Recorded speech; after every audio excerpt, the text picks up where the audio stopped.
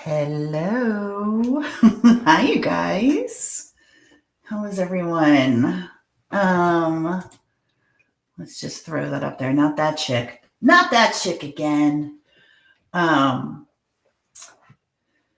Happy. Oh, God, I'm exhausted, you guys. Sorry.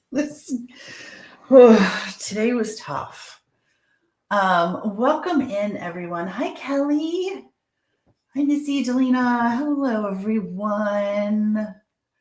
All is well on the home front. Good. I'm glad. Hi, Ange. Sorry, I missed your call. I was trying to get a million things done before I went live. And of course, I had to move it because I'm late. And I think that's so tasteless. I hate doing that. But I'll be honest with you guys. Today was rough. Hi, Bliss. Oh, thanks for coming in. That's so cool. Today was different in court. It was a good day for some and not. Hi, Missy. You met me today in court. Today was a tough one. It really was. Hello. Thanks for joining us this evening. It sounds like I'm in the tub. No. I have my headset on. Should I not touch? Should I just use my microphone? Hold on. Maybe we have some connection issues. Hold on. Let's see. Let me make sure that my audio is set. That is my avatar and not my audio. Edit, name and headline. Oh, no. Okay. I'm all over the place. I'm wondering if it's not connected to my headset, and I'm wondering if it's connected to, give me one sec, you guys. Let me just make sure we're connected to the right microphone. How about that? That'd be cool, right? Cool. Let's see. Yeah, I'm connected to the right microphone. All right, can you guys hear me? Is this better? Is that better? We'll turn this off. All right, maybe that's better. Let me know. Okay. Weird background echo thingy. Is this any better? I'm using the mic now, the actual mic. So it's just me. I'm solo tonight. LFT may come up. I'm not sure. My partner in true crime. Oh, that's better. Okay, thank you. Thanks, Ange. Thanks, Delana. I have a very rambunctious puppy in here, so if you hear him, I apologize. I know exactly what you're talking about. I think it was connected to the computer speakers. That's why. It's on my mic, not my headset. See, that's Ange knows. We have two Missies in here. We do. So today we went to, and Missy was in court with me. And I had the pleasure of meeting her.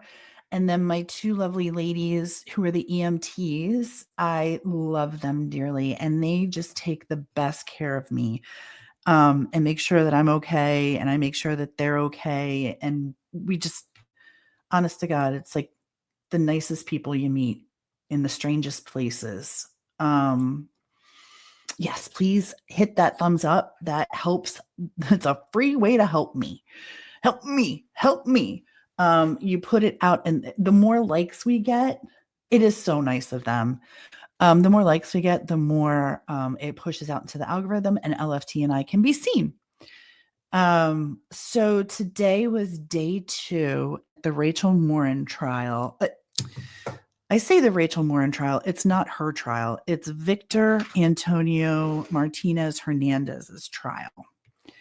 And we're trying to get justice for Rachel Morin, who is brutally attacked, raped, and murdered on August 5th, 2023. And she was found the next day at 1:06 p.m. by a volunteer. And that volunteer was on the stand today. Her name is Cecilia. She did an amazing job. She was super brave. And that couldn't have been easy to relive. And I know it, they played the 911 call that she made. She actually made the call. And I know it was super difficult for her to hear. It was super difficult for all of us to hear. God bless her. She thought she was going to pass out. She thought she was going to throw up. I mean, the things that you can hear and feel everything in that 911 call. And she went through today, and I will go through all of my notes. I will tell you, I did miss one of the witnesses on the stand today because I excused myself and was, well, the truth, if you want to know the truth, I was yapping in the hallway. That's what I was doing. I was yapping in the hallway. So I did miss the second witness on the stand. So I'm not even sure who it was. I'm sure they were fabulous, and I'm sad that I missed it. But what I saw today was, I saw the best of the best today. And I truly mean that. I saw investigators who are so incredibly detailed at what they do and how they do it. They are the real superheroes. I really, hi, Kez. Welcome in, my love. I really, really mean that these people are superheroes, men and women who do what I could never do. And we had some real, well, let's start with Cecilia. She was a superhero today. And I'm just going to go through briefly my notes for her. I'm not going to go through everything, but I'm going to give you an idea of what happened today in court. I'm also going to give you some feedback on the jury and how they reacted, and how our lovely friend Victor is doing, because he's gross. You're gross. You piece of shit. We're going to get to him. Oh, he is on my last one. Oh, Lord have mercy. I'm watching my mouth, but there are going to be some cursey words coming out when I start talking about him. So let me see. Day 2 trial. Trial starts around 9:30 every day. And, so here's the funny one. Somebody whispered to me, hold on. No, no remorse. Nope. Actually, what I want you guys to do while I'm thinking of this, if one of the moderators could drop Doug McGregor's X link. Doug McGregor and Tim Papa did an interview And it's on X, and they're talking about there are two FBI BAU agents, and they talk about how there's no remorse in Victor. Why reassured them that today he had no remorse in the courtroom. I used the term diddy bopping around the other day.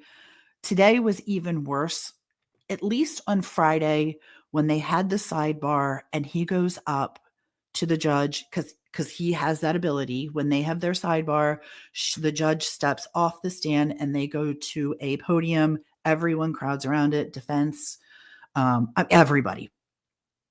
And he goes over there. On Friday, he had his back to the audience and he really didn't make a lot of eye contact.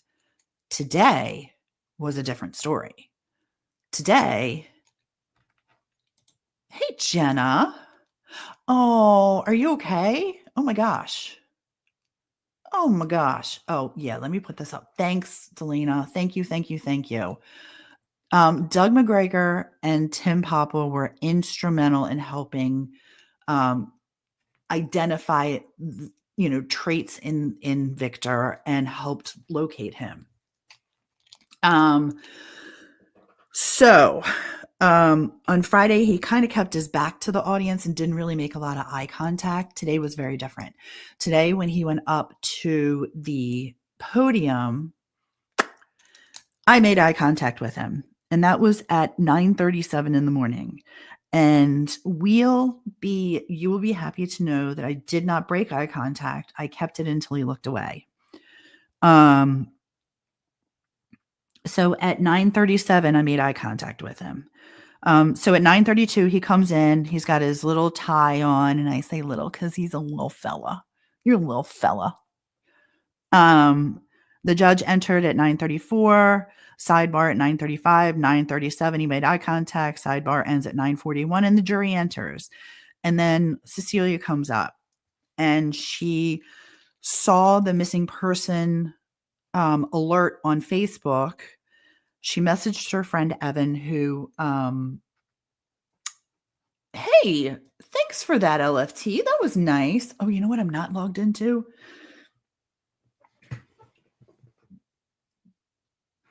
Hold on, let me see. Did you see him today looking at, oh yeah. Yes, I did. Oh, hold on, there's my dog. Hold on. See, now you're going to have to go hang out elsewhere because you're being a problem. Go. Sorry, guys. Thanks, LFT, for donating memberships to your own channel. That was really nice. I love your picture, Missy. That's really pretty. So I did make eye contact with him, and I did stare him down, and he did look away. So Cecilia comes up. She saw the post on Facebook, and she messages her friend Evan and says, let's join the search. Let's volunteer. So they met up at Cecilia's house, and they parked at the Independent Brewing Company and walked to the William Street entrance. She had never been to that section of the trail, but had been on the trail before. 21 months. Are you kidding me? No, it's not on YouTube. Oh, thank you. Thank you very, very much. Oh, yay, Bliss. I'm glad you got one. So she arrives and they kind of check in, do their thing. They meet with Johnny Blackhawk, who you guys probably saw and know. That is Cecilia's stepfather. So he met them there. And they all went on the trail together. And as they were going in, a canine officer was coming out. So they were already out searching. I don't know what time Cecilia got there. That is one thing I did not get a time on, what time she entered the trail. But they went down the trail and hit there's a bridge, which I'll show you all these pictures. We got pictures of everything too. Let me see if I don't think I have any of the bridge in here, but we do have I do have tunnel pictures. What is this one? That's when they were I think they were doing the cameras then. So she went into the woods, and there's a footbridge you walk over, and then from the footbridge, it's like a 2-minute walk to where it veers off to the right, and there's like a little deer path. And I videoed this. I've been live down there. You guys have probably seen it. We will post those videos as well again. And she, as they're walking down, she spotted the tunnels. And she was like, oh, that's a really good place to do something terrible to someone.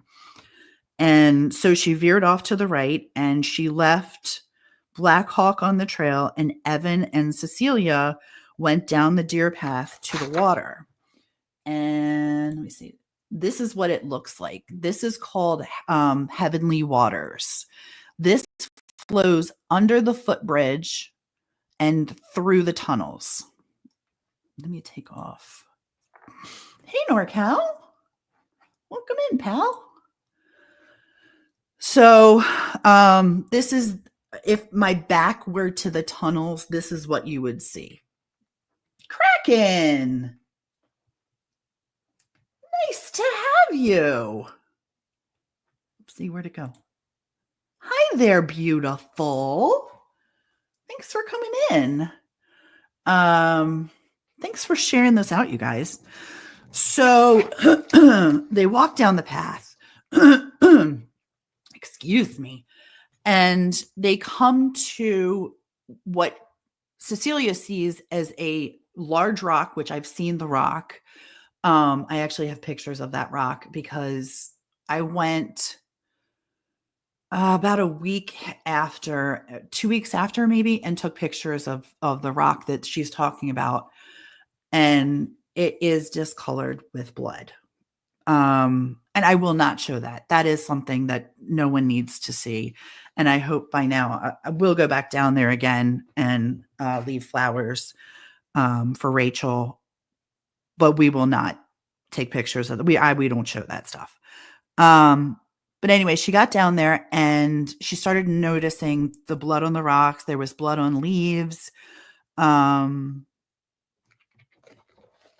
Oh, and the tunnels were like in front of her. There was a thorn bush that I'll show you. Be ready, because here's the tunnels. Let's switch this.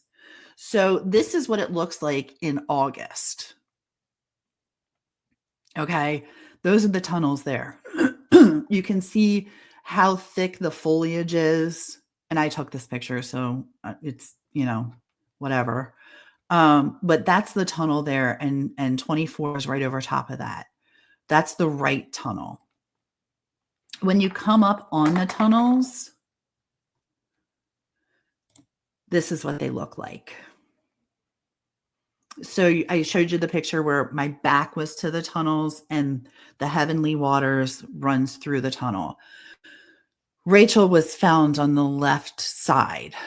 And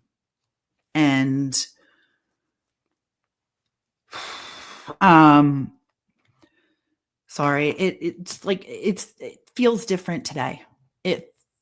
I have been there 15 times since Rachel has passed. And today, all right, let's just talk for 1 second. I'm going to put my notes away because I just need to talk to you guys for 1 second. So Rachel became 3-dimensional for me today. She has been like a beautiful mythic creature, if you will. Just, you see these pictures of her and she's lovely. Like, here you go. Like, she's perfection, right? She's gorgeous. She's just, and these pictures, she's just stunning, right?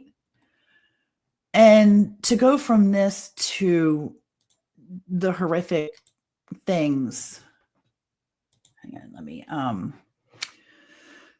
yeah, she's so beautiful. She's so beautiful, but she's been like this mythic angelic creature that, I know a lot of information about, right? like we gathered so much information about Rachel, but she's been two-dimensional. She's been a picture to me. She's been on paper to me. And today she became three-dimensional. What made that happen was seeing the crime scene photos.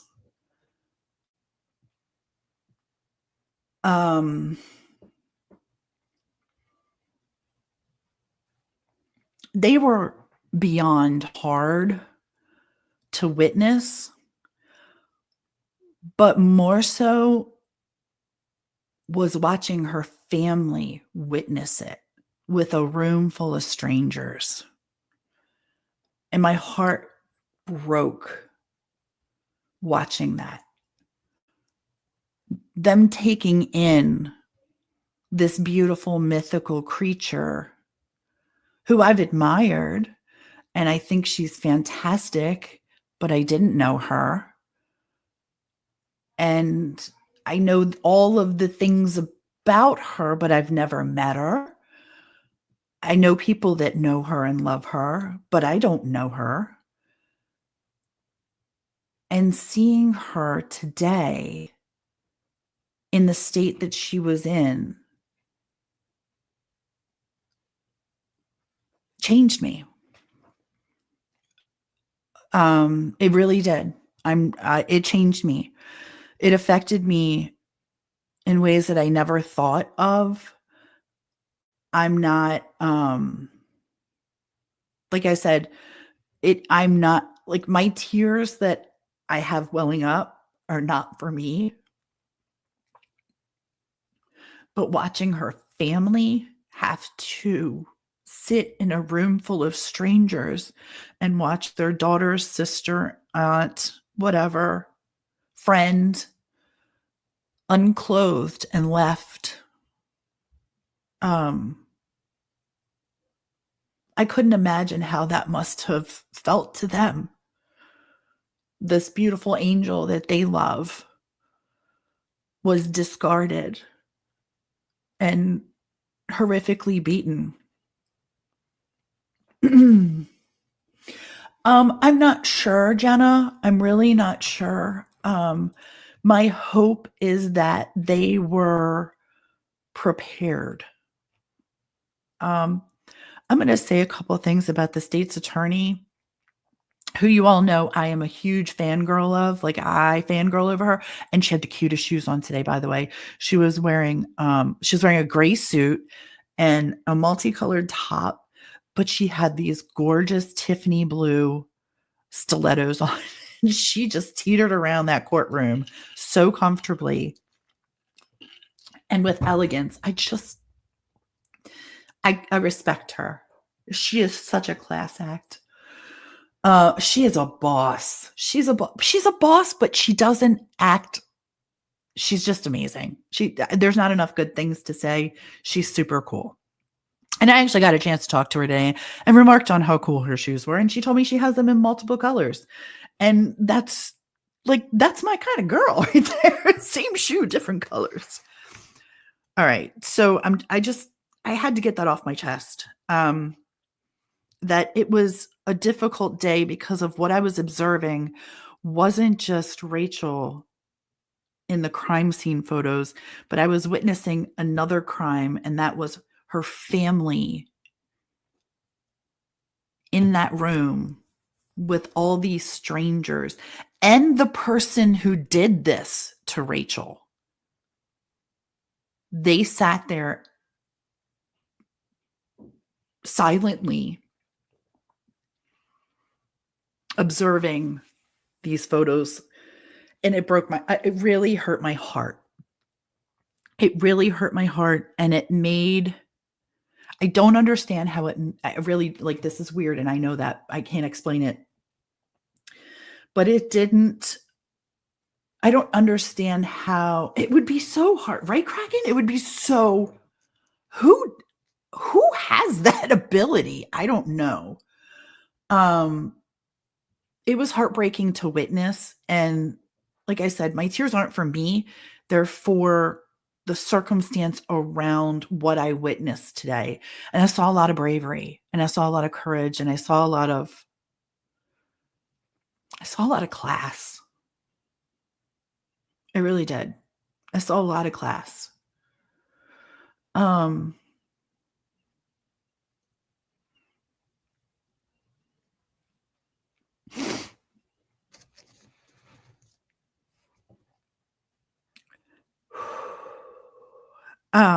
sorry. Whew, reeling it back in. Just give me a second here. God, the older I get, the more emotional I get. Who said that was gonna happen? Legend is called. Hi, Legend. Aunt Tia's live. um, so back to Cecilia. I just wanted to fill you in on how that happened and how things switched up for me today, perspective wise. And that was because I witnessed a lot of things today. And the person that I have come to know on paper for the last year and a half became human, and not in the way that I had hoped. Um, I didn't need to see that side of her. You know what I mean? Like, does that make sense? I'm afraid I'd get locked up if they were. Listen, I had a conversation with someone, and one of the conversations I had was that they were not going to allow Victor Antonio Martinez Hernandez to ruin their piece. Not just because it could cause a mistrial and there could be another murder trial, but because it ruins your piece. And not that they're at peace, but it ruins everything, right? Losing your temper and to the degree that it would probably take, I mean, it's a hop, skip, and a jump right over that bench to get there to him. And so, the fact that the family protects their peace. Hi, Shifty.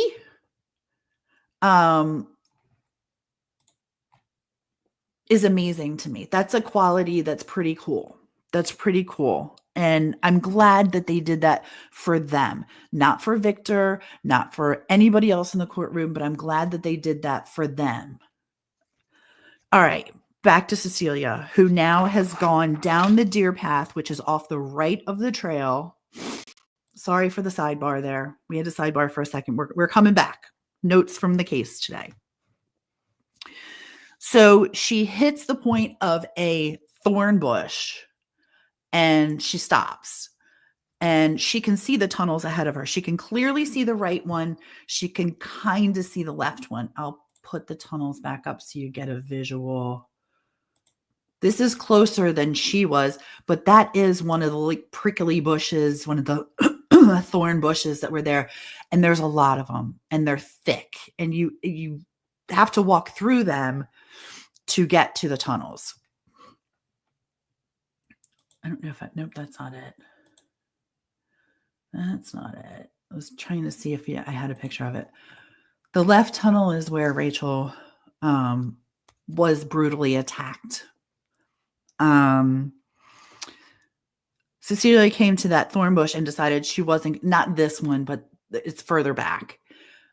She could see the right side, could not see the left side entirely.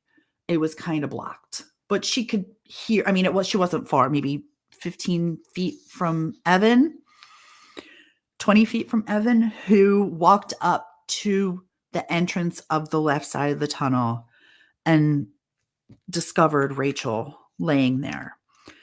What I found out during this trial, and I thought was something else, was that Rachel was a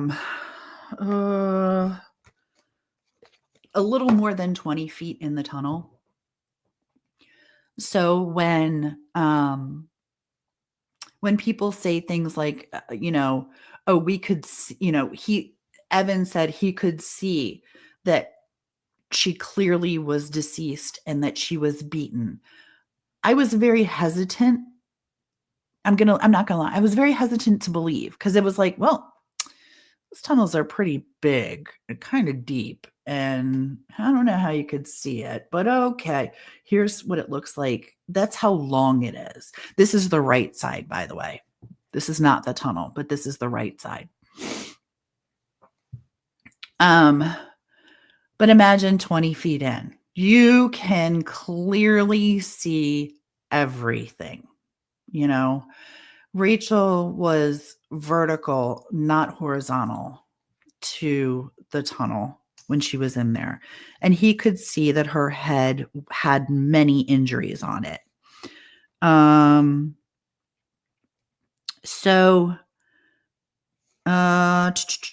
He walked a little further in. He never went in the tunnel. He just stood by the entrance. Cecilia peeked around but never moved towards the tunnel. Evan was at the tunnel she was in front of the sticker bush. She could see him and he got very quiet. And she said, "Are you okay?" And he turned around and said, "She's lying in there and she's deceased." And he just froze, and his testimony from Friday. Oh, whoopsie. Sorry. I didn't know you were here. I'm sorry. Have you been waiting a long time? You're on mute. No, my audio wasn't working. Oh,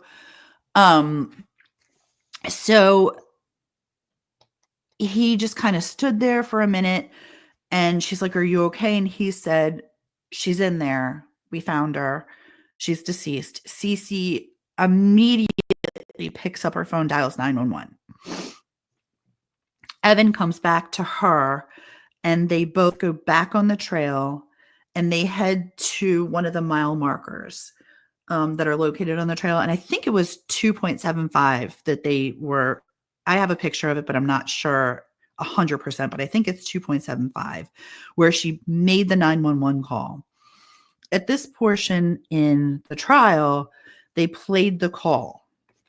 So you hear 911 answer, and you hear Cecilia say, "We found the missing woman. She's dead." She's completely distraught. 911 tells her to remain calm. And 911 asks her, "Are you sure she's deceased?" And she exclaims, "Yes, yes, yes, I am sure." Then she walked off the trail a little bit and saw more blood. And she's telling 911 this, and they're saying, "Don't touch anything.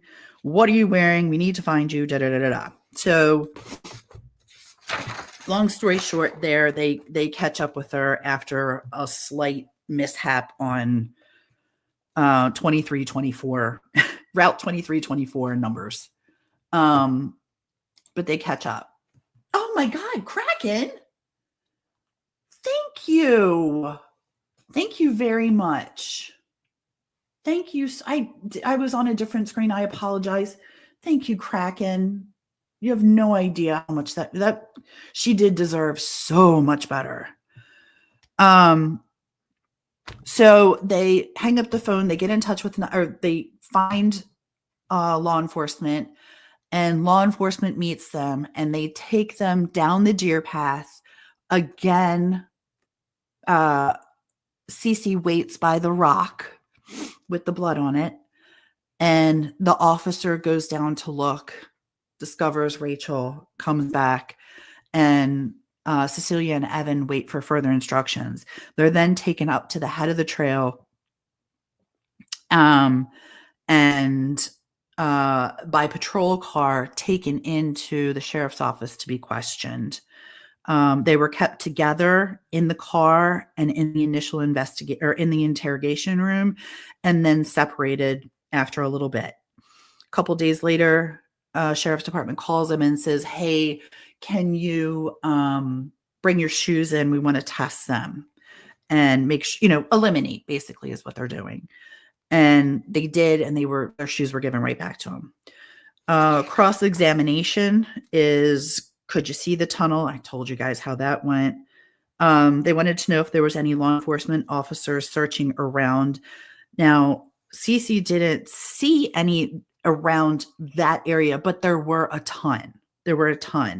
She claims she never went in and she never saw Rachel, that everything was relayed from Evan outside of the tunnel, and she could clearly hear him. And that was the end of cross-examination. Oh, what I started to tell you guys is on Friday, I mentioned how somebody said to me in court today they're listening to. So hello friends. So on Friday I mentioned how our wonderful state's attorney rolled in with 9 huge ass binders, and I am talking. Listen, I'm going to go in here. I'm a mess, so just forgive me. But they're like this thick, okay? They are like 5-6 inches. It's huge binders. 9. She has 9. They rolled in with 1. And I was like, all right, cool. Well, this is going to be interesting. Today, they rolled in with a tote. I think he took everything out of the binder and put it in a tote box. So that, like, one of those, like the square, like rectangular totes you get at like Target. Yeah, that's what he had in. That was his filing cabinet. So I feel like maybe they were, if you're listening, hi.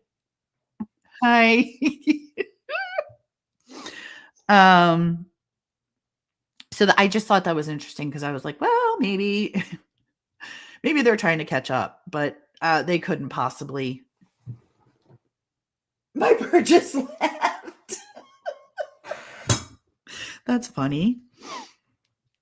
So we had a little break between, after Cece is when I took my break. So I missed the next person. Sorry about that, guys. I don't have anything to report there. I have no idea. Actually, you know who would is check X for Kate Amara. She probably has good stuff on that. Then next was Deputy First Class Christopher McGran at the Harford County Sheriff's Office. He was really cool. So he's a special ops traffic patrol, and he was on for 8-6.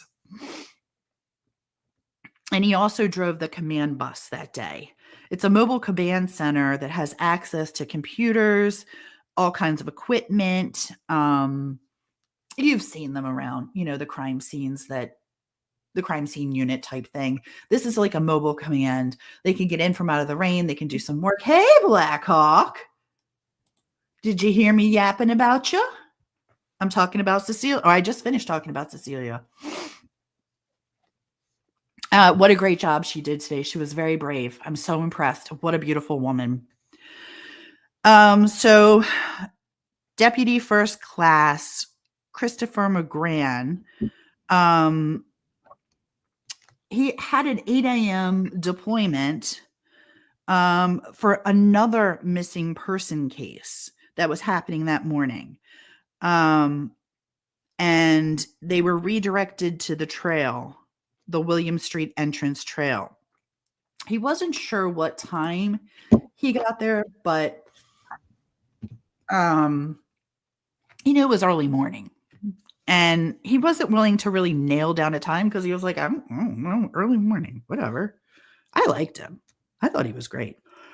So he was setting up to locate and assist finding Rachel.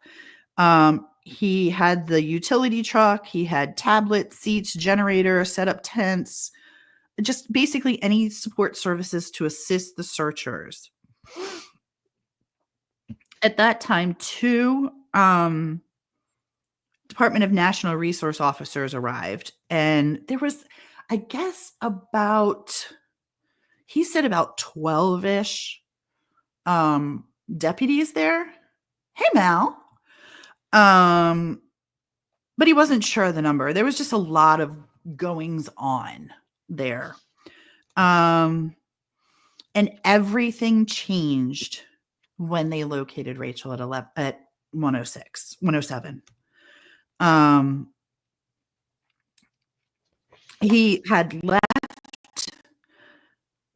I don't know if he was done his shift. I'm not sure what happened, but he left the William Street entrance and returned at 5 p.m. that night. And he did, after Rachel was recovered, they then, they dive deep in and they do their searches. Dino, hey, buddy. And he returned for the line search. That's where they go like shoulder to shoulder and look for evidence, right? Everybody knows that. Personnel line up. There's one person who kind of is in charge of everything. And you have forward motion looking for evidence. Not sure how many were in the line. They were looking for any evidence they could find. Anything. They were wide open. And Deputy First Class McGran was the one to find Rachel's her Apple Watch. He located it in the woods off the trail, 15 feet from the trail, on the left-hand side. Hey, risky business. Thanks for coming in, buddy. So the deer trail that goes to the tunnels is off to the right. Okay, so when you're going towards 24, if you're looking at a map, you would veer off to the right. Her watch was found across the trail on the left-hand side, about 20 feet in to the woods. And they showed exhibits of the photos. Now, when it was recovered, it was smashed. And you could clearly see the impact from whatever was used. I'm guessing a rock, maybe his head. I don't know. But there was a clear impact to destroy evidence on the Apple Watch. That was recovered. Let's see. River Bridge. Let me make sure I lost my note. I lost my place, my notes. If you guys knew, I probably have 20 or 30 pages of notes. Overbridge, left-hand side of trail.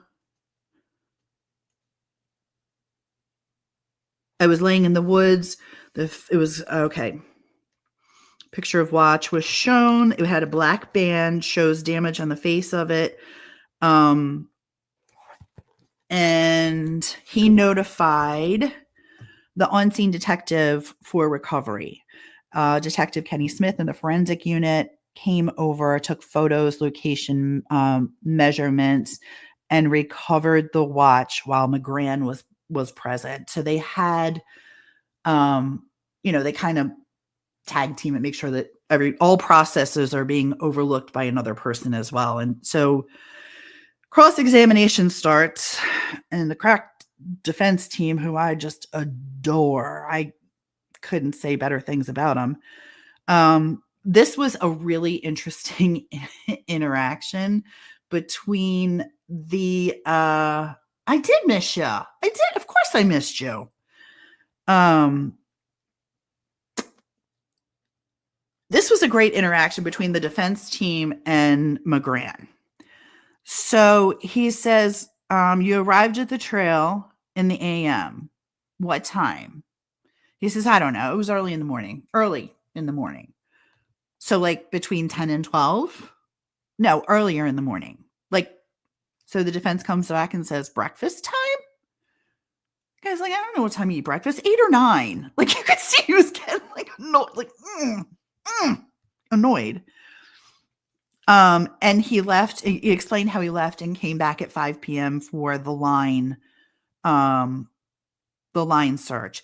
He parked at the mansion parking lot, Liriodendron parking lot, which is there's a path that comes down right after the footpath, and that leads to that parking lot. So he had to walk from the mansion to the scene of the crime. He described everything. His path there. He was telling the defense team how he got there. Then the defense team asked him for the weather, and he said, "Was it a sunny day?" And the detective says, "Yes." And he said, "Was there rain?" I think we just established it was a sunny day. Good question. Keep it coming. Not sure how many were in the line. They were all just, focused on looking for evidence. When he found the watch, it was black and the face was smashed. Right side is the tunnel. Left side is where the watch was found. He couldn't establish how far away it was from the tunnel to the watch. It's a wacky. He was trying to establish how far away it was. And it's an odd question because I don't know. And then he was like, use the courtroom to try to identify how far it was. And he's like, I don't know, 100 feet. Which it's probably more than that, but it was a little bit further out. But he was trying to establish, how far it was from the tunnel. It was far. So my uneducated theory is that the watch was destroyed and thrown after the attack, not during the attack. Because, and I say this because of the marking on the watch where the face of the watch was destroyed. And I don't think you have that kind of time when you're trying to attack a woman. I don't think you're going to take her watch and ruin it there. I think in his Tasmanian devil ways, I think he did that after. And that was found on the left side, right? Correct. Yes. Yes. So I think this just clicked with me, and if anyone else was kind of turned around when we've seen Tia go on the trail and whatnot, she parks we've always just gone to the William Street entrance, right? Yeah. Yeah. So though, if you approach from the other side and came over that footbridge, Mm-hmm. right, that would put the left side would actually kind of be more towards the William Street, right? Like the tunnels would be on our right coming from that direction. If we Correct. came over the footpath headed towards William Street. So the watch was found actually like on the side where almost to 24. Okay. If you're looking at a map, almost to 24. Do you want to try and find a map of the trail? And I can show you on there. Would that be okay? Yeah, I mean, I think we already put one in the back, but hold on, I've got. Is there one in there? Oh, I'm sorry. Let me see if that's the one I put in there. Like I did just an overview real fast. Hold on, I'm just. This is not the best. This is not the best one, y'all. But like so. Okay, hold on. We got to remove the comment. Will you remove that one for me? Yeah, as soon as I find out how to do that. I got it. Okay, there we go. Okay. Oh, this is a bad map. Okay. But hold on. I'll get the better one though. But right, like so here's 24, correct? Right here. This is 24 here. Yeah. And then here, like Heavenly, so like Tia we would normally park over here. This is where it is. It was found over here. Oh my God. It was found over here. Can you see my cursor by chance? Or no? Wait, do it again. Wow. No, but I'll get. Okay. Hold on, let me find. So where you see the words "heavenly waters," it would be above that. Okay, and I'll get the other one. Sorry, I just wanted to make sure because I'm so used to us coming in this way, from William Street entrance, like where we park and come in. At the top there. Yeah. Yeah. Sorry. And I'll get the Google. We have all the screenshots, but I just was it just kind of clicked with me because I know where that like footpath thing is, and before you kind of get to the part where the tunnels are, or like where we always kept seeing If the you gator can find, drive. there's a Monpaw trail map. If you can find Yeah, that, we can it's put that up. I've got it. I think it's on my computer actually. Hold on, let me get. So now let me. Okay, thank you. Okay, that was weird. We both just disappeared. Okay. So that was so bizarre. So then after McGran was up there, Corporal Detective Brad Gaynor came up. He's from Crime Scene, Forensic Services Unit, Harford County Sheriff's Office, Crime Scene Investigation Unit. What does he do? Photos, collects evidence, responds to crime scenes, reconstruction, shooting reconstruction, looks for evidence, documentation, photos, collects fingerprints, firearms testing, digital evidence processing. Then they asked him, do you do DNA testing? He said, we do not. Do you collect DNA? Yes, we do. How do you collect DNA? The way that they collect DNA is they take swabs, and they have 2 swabs for each. Every time you collect DNA, you have 2 swabs, one wet, one dry. The wet one is sterile water, a sterile Q-tip or swab, and clean bag, and you collect it, put it in the water and seal it, and then you seal it in another bag, and then you do the same thing with the dry one. Everything's sterile, use fresh gloves every time, and seal it back up, put it in another bag, and then it's transported back to their lab. He was at the crime scene at 2:30 p.m. at the homicide of Rachel Morin, as he said. He got access to the trail by 24. So a lot of the crime scene pulled on 24. It was faster to go on 24 and walk down the hill 300 feet than it was to start back at the entrance a half a mile, 3/4 of a mile away. So they took the path of most resistance, least distance. And he met with detective, and oh God, if this man ever hears this, I apologize for wrecking your name. I think his name is Walensky. If I'm saying that wrong, I pray someone corrects me and I don't offend him. And asks him to help. They also meet up with Detective Kenny Smith, who's the primary on the scene. Other detectives were there. Captain Pat Ross was there, and Detective Bill Golden was there. They get to the tunnel. They can see her from about 15 to 20 feet. She's inside the tunnel. Her face and head had major damage, and there was blood on her face. He could see from the tunnel that there was a lot of brutal damage done. Yeah, that's the top. Right. Thank you, Johnny. Yeah. Was he wearing the same shoes? I don't know. So they locate Rachel.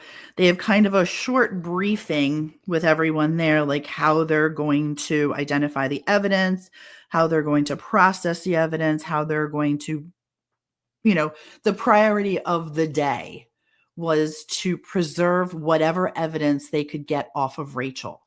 And what was happening in the short period of time that she was missing was the weather was like 83 to 88 degrees. It was extremely humid. I think it was 59% humidity.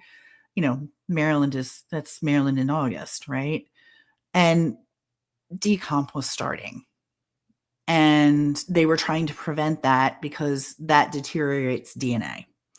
So getting her out of the moist tunnel, getting in the heat, they really needed to pick up, speed and kind of take care of protecting the DNA, protecting her, And, hot, moist air is not good for DNA. It causes deterioration. So they called for an ambulance to be on site, and to put the air conditioner on as cold as it could be to try and preserve and slow decomp.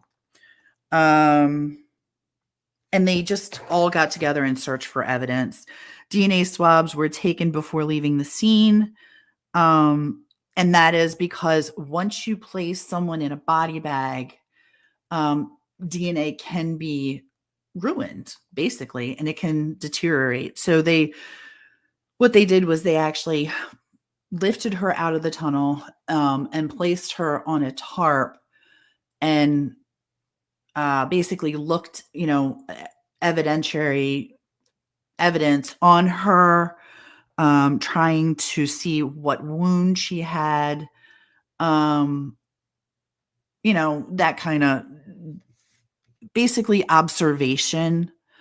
While they were in there, they noticed that, okay, so Detective Linsky took samples of the DNA in the tunnel, and they noticed her cell phone was down 225 feet at the end of the tunnel.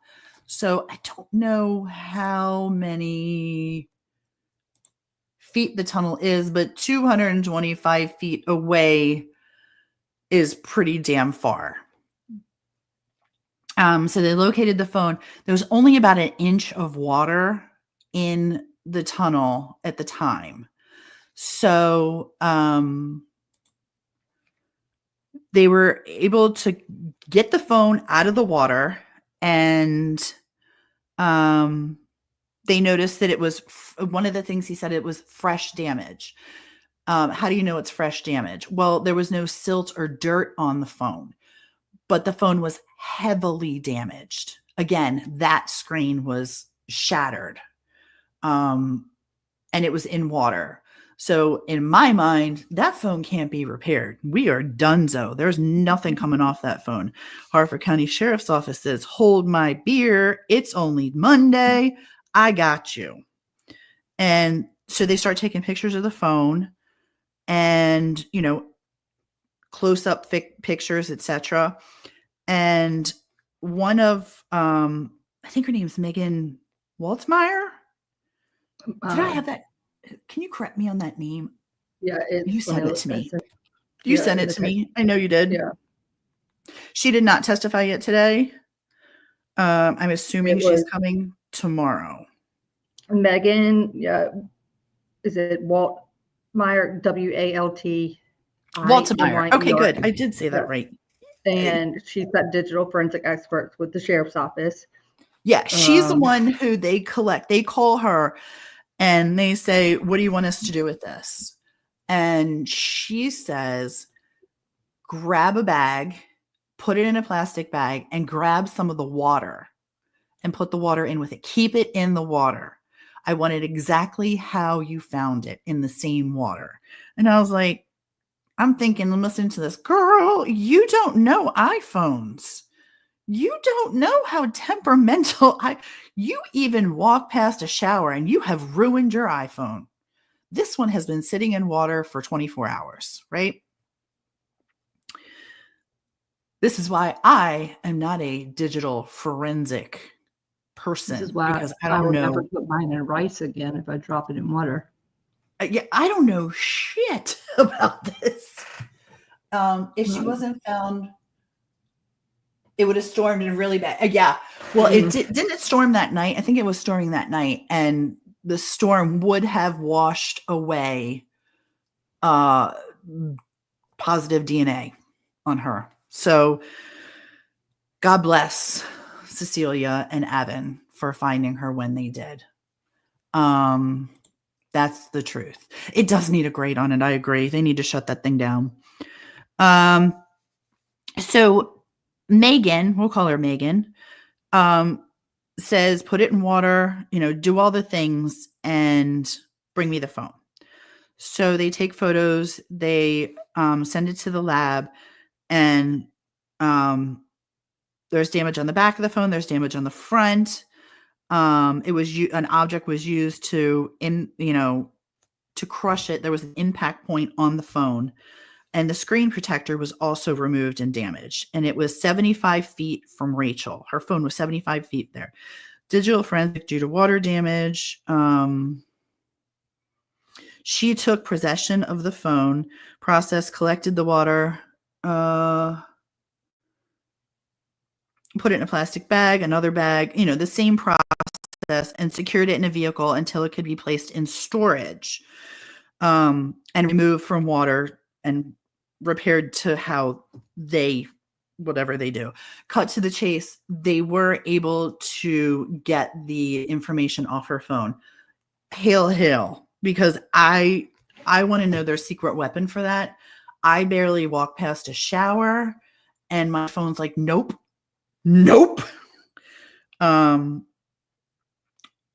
So I thought that was pretty cool that they have the ability to, even though it's wet, even though it's damaged, they still have the ability to get the information off of it. So I think that's pretty cool. Then they, after collecting the phone and stuff, they were collecting, they left markers around where there was blood drops. They collected leaves and disturbance in the leaves. And how they found the disturbance in the leaves is usually in August when the leaves fall, they're flat on the ground. And the disturbance would be like, they're flipped over, dirt now showing where there was, there was leaves there, there were leaves there. Now, the leaves are moved aside. So they collected those leaves, rocks, etc., for evidence.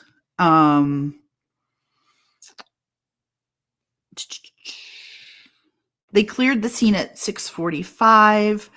The Apple Watch was found on the opposite side. Cell phone was observed at the lab. Digital forensic process for the phone. They dusted for prints and there were no prints found on the phone. No ridge detail, it says. There's no impact for storing it in water. I thought that was really interesting.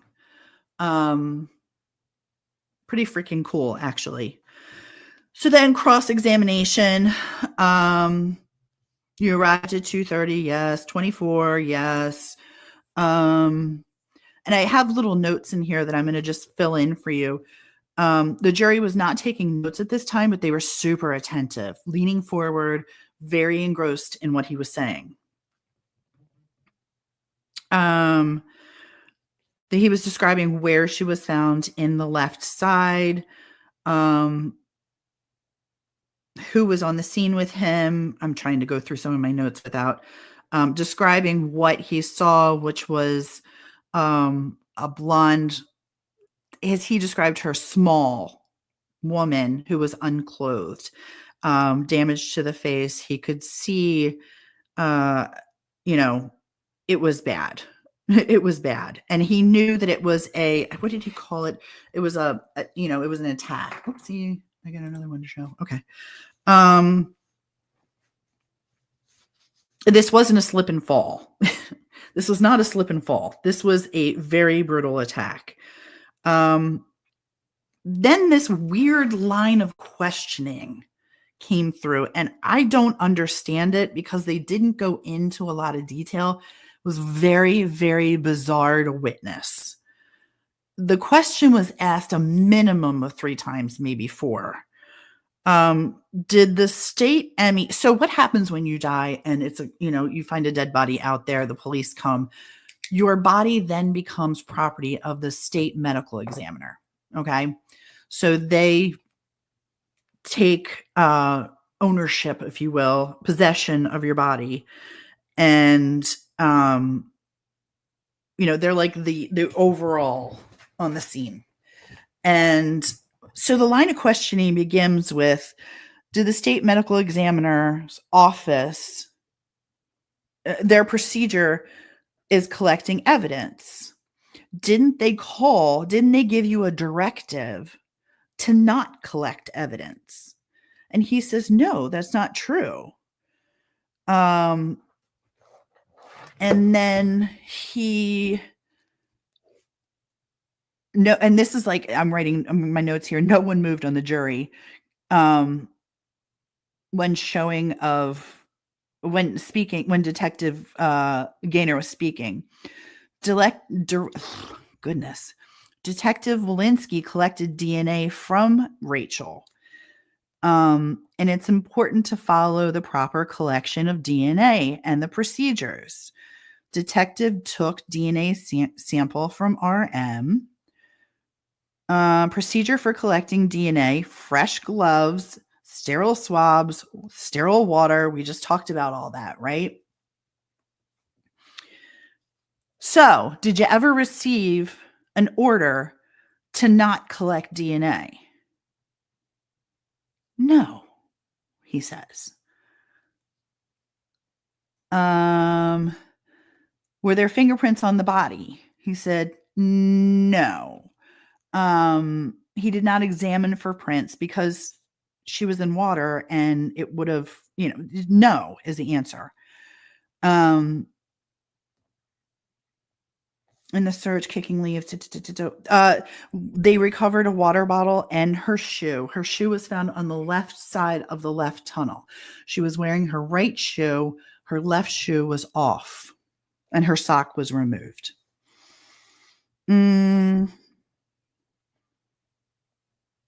Was there blood on the trail? Yes.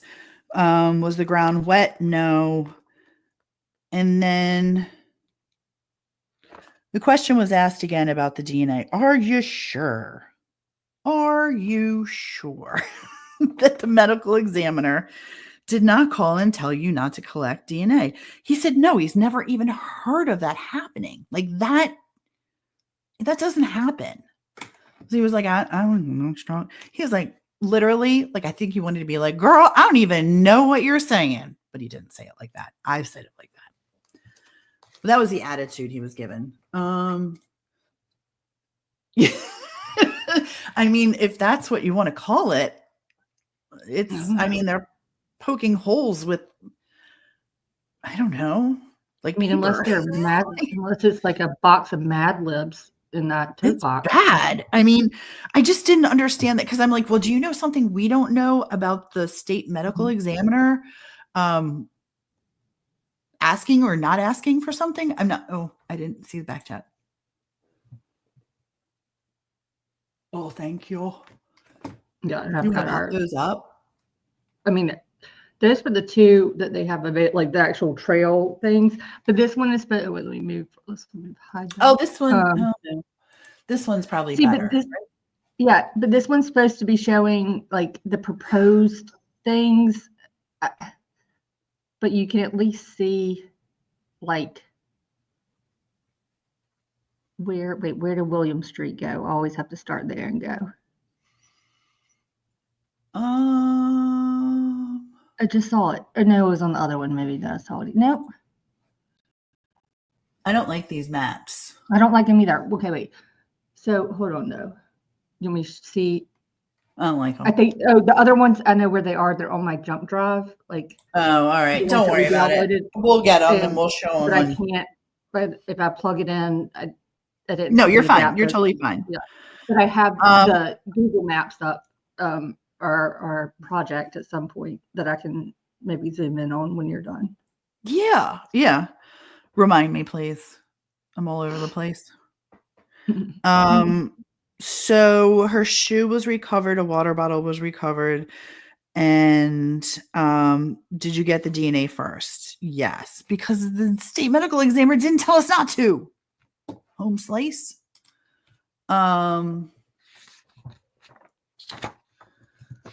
So fingerprints on the body, not suitable with the water and humidity. Here it is again. Let me recall. You or no one else got the order from the ME to no direct order to collect DNA. No permission to collect DNA is needed, he says. So then they have a sidebar. And I don't even know what happens there until we come back from lunch. But my notes then say, because of the sidebar, remember I told you in the beginning that when Victor goes up today, he's feeling a little bit more of himself. Well, there isn't much to feel. And now he's facing the audience, right? So he's making eye contact with people. And I was trying to think of the word to describe. I kept like, what the fuck is the word? You know, like I'm looking at his face and I'm like, what the fuck is the word that describes you? Smug. Smug.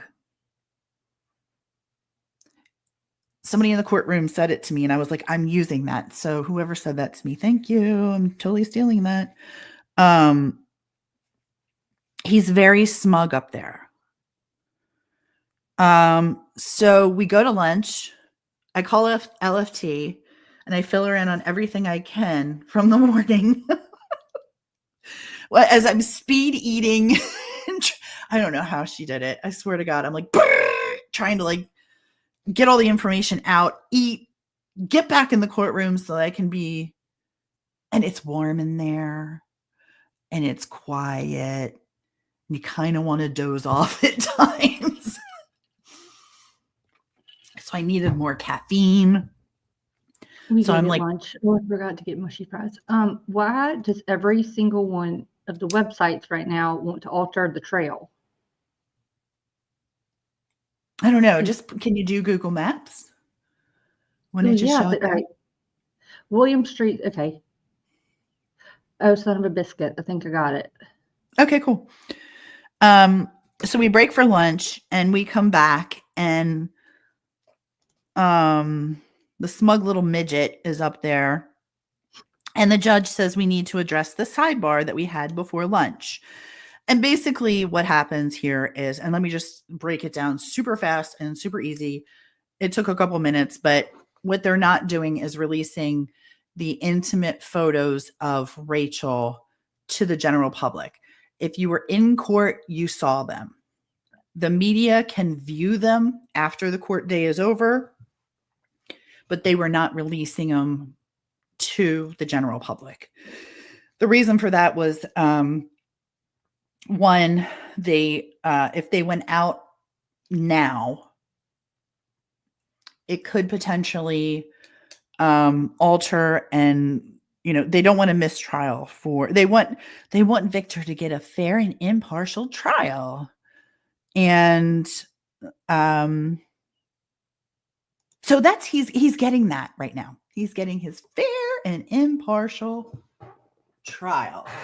Also, they were afraid that if they and if you want to look it up, it's ruling 16.934 Maryland ruling. 16. I forgot the 3. I got 16.94. 934. Got it. Sorry. So, due to the graphic nature of the photos, the private areas shown, the judge did not want them public. Both the public defender and the state agreed on not releasing these photos. They came together for this one and they said, we really just don't want these out there for the general public. They don't want them on the internet. This is not internet fodder. This is a woman who was brutally beaten, raped, and etc. They didn't want them altered. They didn't want something to do with like the jury potentially. There was a gazillion reasons they had. And so they were shielding them from public access. These are the graphic photos and the autopsy photos. I'm great with that. I don't think that they need to be out there. I think for the dignity of Rachel, those pictures should never be shown again. Burn them. Burn them. And this is only on certain graphic photos of her. They will be displayed on the screen and the media has an opportunity to observe them after the day of trial. They cannot record and they cannot take photos of them. So then my most favorite guy came up today. I have a favorite of the day. And my most favorite of the day, you wouldn't know. Nobody should see them. Nobody should ever see them. I hope they aren't. I really hope that they aren't leaked. I pray to God that they're never leaked for Rachel and for her family. It's kind of like they did with the Murdoch trial. Like, we got to see some pictures, but people were able to sometimes grab and that was televised, but because it was televised, even though they didn't make like the autopsy photos and stuff public, those weren't disseminated. The media never reviewed those, but people were able to capture it. Like I saw them, you saw them. Yeah. But like people were able to see it. So I feel like that's kind of standard sometimes now. Yeah. Yeah. So she ordered those, like she shut that shit down. She was like, nah, we ain't having any of that. Then my most favorite guy came up. Well, he's detective, but I'm going to call him Mr. Detective. Mike Walensky. He was just so well-spoken. He came in at 222, by the way. He was well-spoken. He's clear and concise. He is so detailed in how he describes things. He's good. He's just good. This is I know why he has the job he has, because he is clearly amazing at it. He is one of those that he's like LFT, everything by the book. Check twice, measure twice, cut once. That is this man. He's with the crime scene. He had been a corrections officer initially and was transferred in 2009. He was on patrol in Edgewood in the Southern District. No, Southern, I don't know what they call that. Southern something. In 2015, he's been with the crime scene unit for 10 years. What he does, the things that he works on the most are robbery, large amounts of money, rape, latent prints, shooting specialists, and he's a drone pilot. So through him, we got to watch a lot of drone footage that he had taken at about eye level for him. I would say he's about 6'1". So, 4 to 6 feet off the ground, he said. He's the one who collected the DNA from Rachel. And he wears body cam. He takes videos and photos with a camera, an iPhone, and his body cam. They were initially at Atkinson's Dam for several hours, and Deputy Hayes flying the drone that was shut down when Rachel was found. Sergeant Maddox, and those gentlemen, Hayes and Walensky, went to the William Street entrance and went to when they found Rachel, they went to go set up their crime scene. Maddox directed them there. The Department of Natural Resources were there, and they needed them for their thermal drone capabilities. They were headed to look for Rachel at Annie's playground, but when she was found deceased, they turned around and headed back. He checks the weather. He said it was 84 to 88 degrees, 59% humidity. Winds were south out of the southeast, 9 miles an hour. Why does the wind make a difference? Because flying a drone into the wind eats your battery up. So windy days, they don't fly, not just because it's dangerous and you could potentially have a, large object flying through the air. But it eats up the battery faster. So it was Detective First Class Hayes with him, Maddox,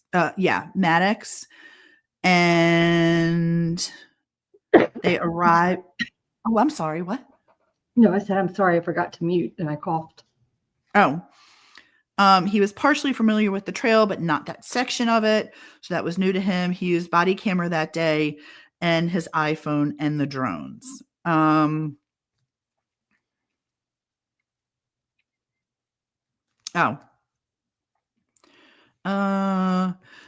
Foliage. Okay. So the video that he showed us, let me see if, did I put this in here?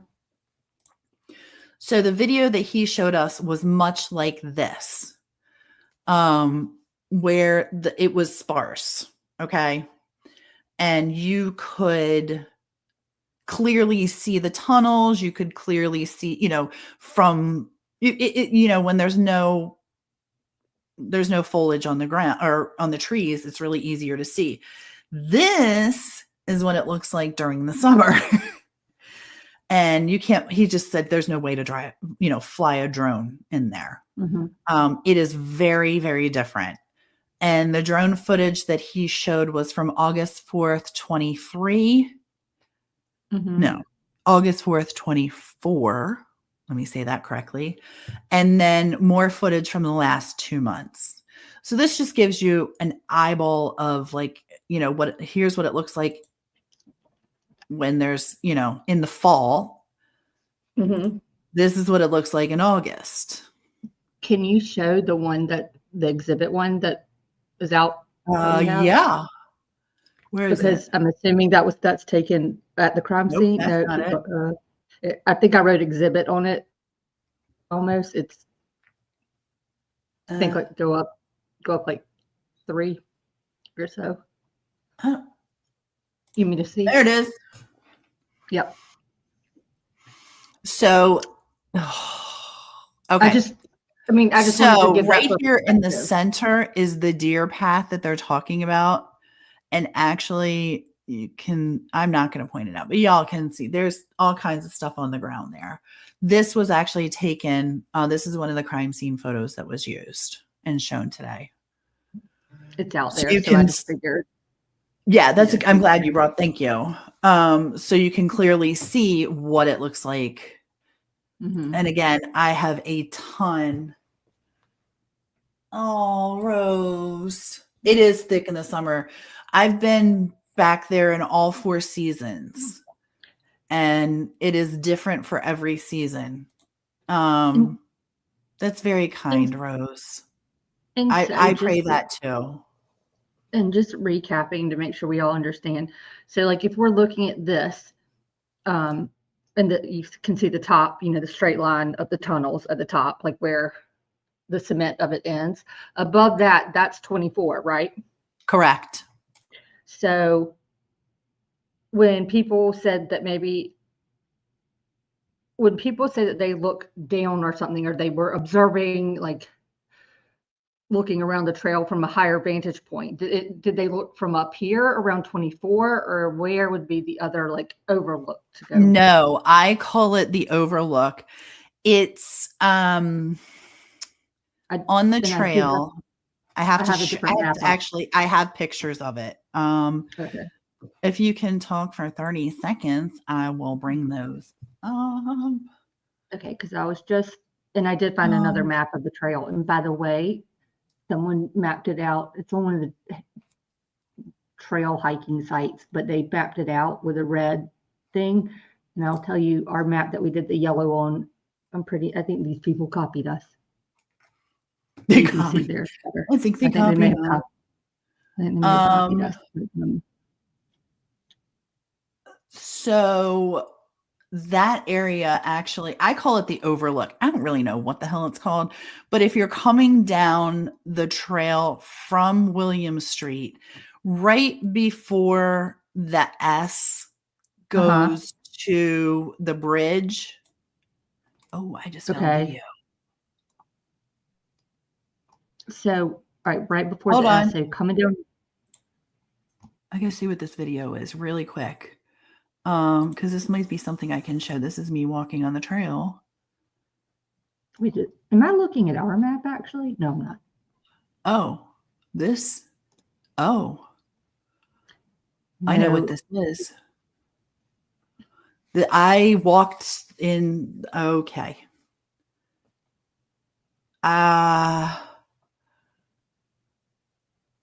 Okay. Well, I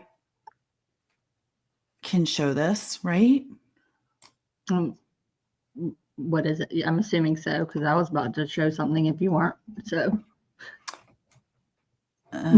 So I'm assuming yours is probably better and shareable. Well, there's no sound with it, so don't yell that you don't hear anything. But this is walking on the trail, what it looks like. For those who don't, hi, Chico. Hi, Chico. Hey, oh, and hey, It Johnny. might be Johnny. It might be. I'm not sure.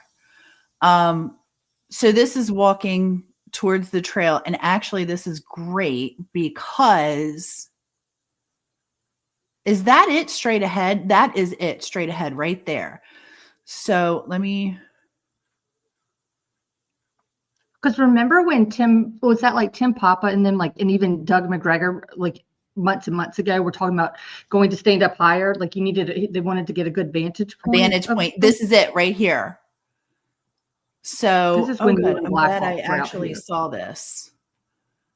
So when I look into the woods, it's because someone's passing me.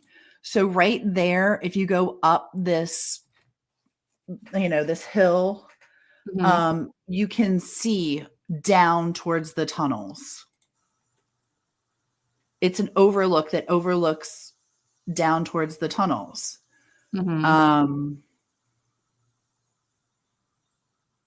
These were pictures, and this was, I think this was the year, I know exactly what this was the year anniversary.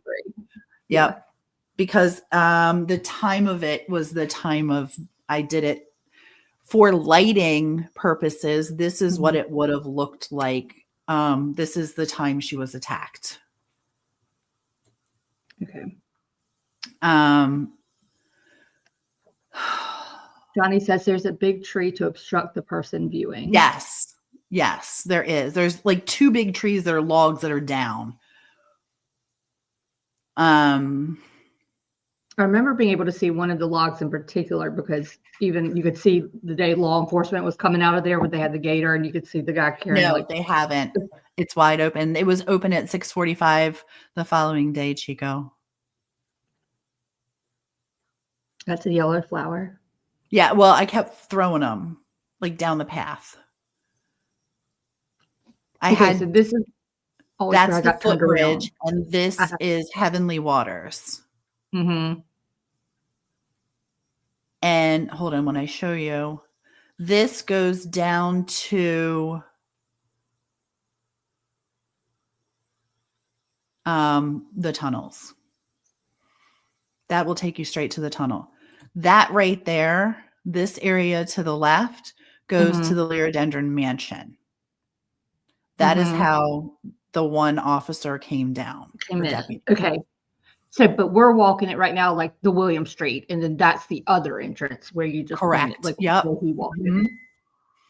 Like I knew this, but I knew the left and the right. Like I knew, we're talking about wear shoes and everything, and the watch and everything. When we've been talking about it in my head, because I keep envisioning the way you walked it. Because I'm used to parking Williams and then entering that way, and so I was like, I thought I had it flipped, but then when I thought about the way that the detective entered, and then I guess even the way that you helped to explain what CC said was looking at, it made sense to me. I just was getting confused, and I figured, if anyone watches this that has seen it in the past, I had the same feeling, Chico. I was a little alarmed, but what you're seeing here in this poll is actually the cameras that they put up, and they did. Why do I have 2 cursors? Number 1 and number 2. Why 4 is it not playing anymore? What did I do? I thought you hit pause. Lord. There it is. Sorry. I'm just an idiot. It does have sound to it, just so you know. Like you can hear the does words. it? So, shnikes. That's not what I wanted to do. Where did I go? Because that was an important thing I was trying to show. Go back. Okay. Right. Stay right about here. We'll walk back. So on the left-hand side, you're going to see a mile marker. And that mile marker is where Cecilia called right there, straight ahead. That mile marker was the one that was used to identify where Cecilia was. Right there. The long poles there are the cameras that they've installed since Rachel's homicide. So from this All right, there's the mile marker. So is looking at that mile marker, is Rachel to the left or to the right? To the right. Yes, I got it right. Okay. I mean, not yes in a good way. Ugh, that came off.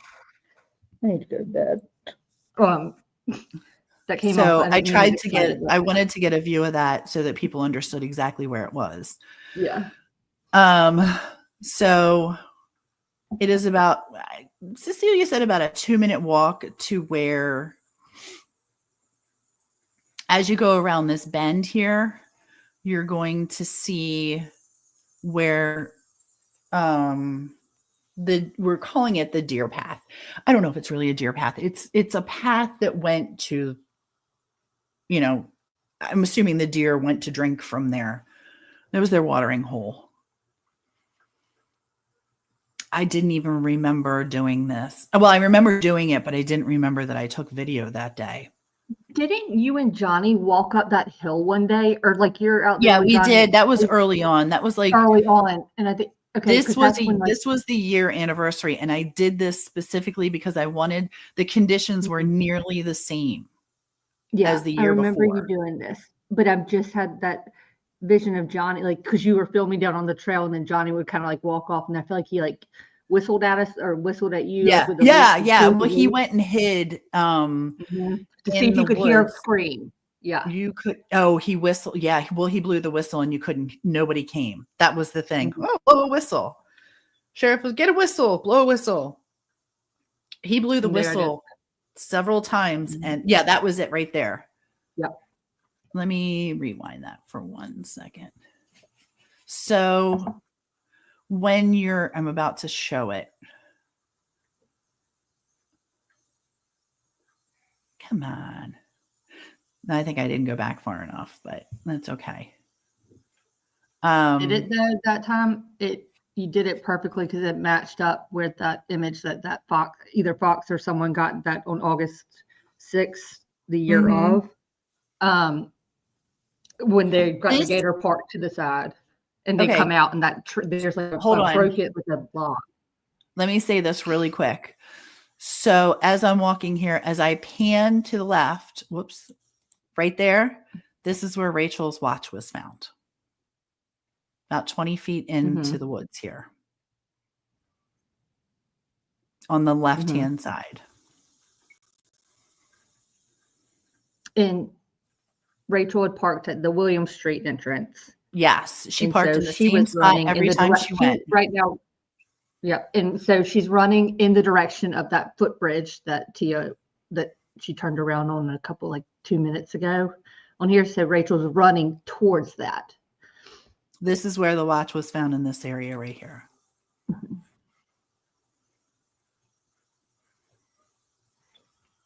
Sorry for making everyone dizzy. I was just trying to get a 360 view of what it looked like. And this is where the attack happened, right here. And that's the one that y'all got perfectly, that matched with that image from the media captured that day. Because literally, so this is the deer path that I keep calling. It goes right to, you can see the stream right there. And then the tunnels are back there. You can see the cars going over. Every time you see a car going over, they're actually driving over the tunnels, but you can't see them.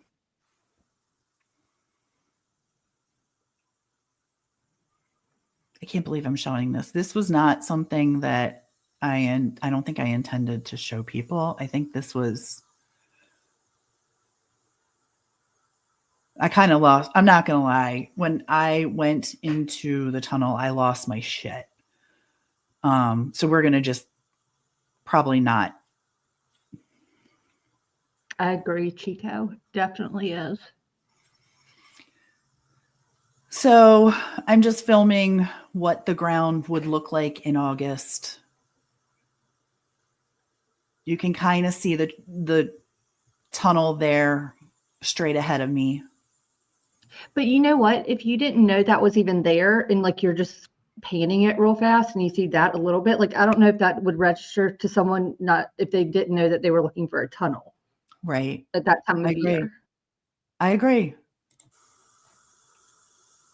don't have to fair use my own video. What am I doing? I don't know. It's interesting because even a year later, I found So we're on the gloves. deer trail. We're on the deer trail. We're actually now walking right here. Right here is where Cecilia stopped. See that pricker bush, thorn bush, whatever sticker, whatever you want to call them, thorn bushes. This is where she stopped.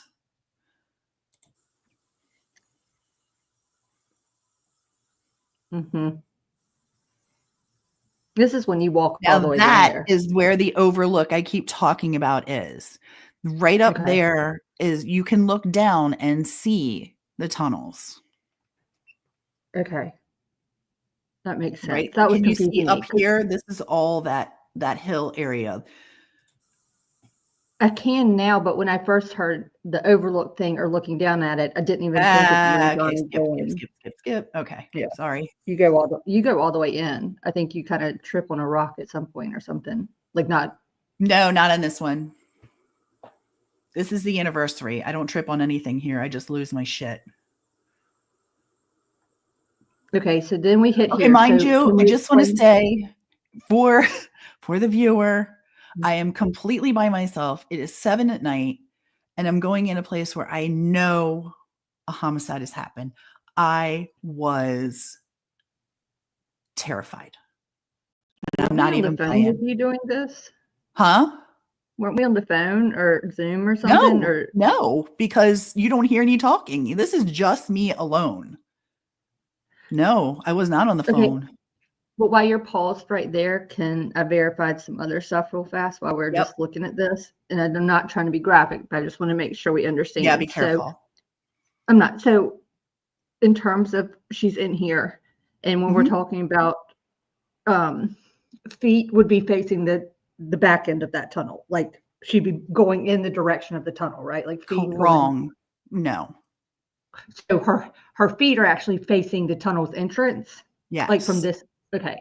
So her feet are facing this way, and her head would be facing towards the back end of the tunnel. Okay. Yes. Now, I didn't know where this happened in the tunnel. I just know it happened at the time. I didn't know until today.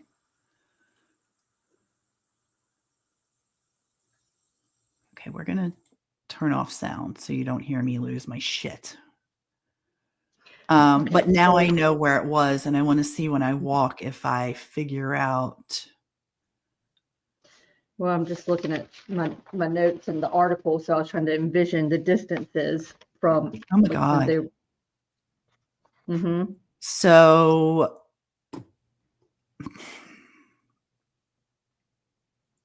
her feet. Let's not do that anymore. We'll talk behind the scenes on that one. Oh no, all right. You can see how the wall is corrugated and there's like a ledge there.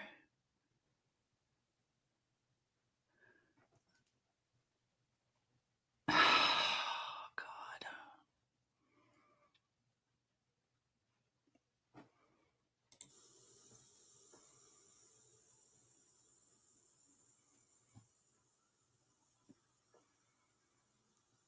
God, I was scared. I was so scared.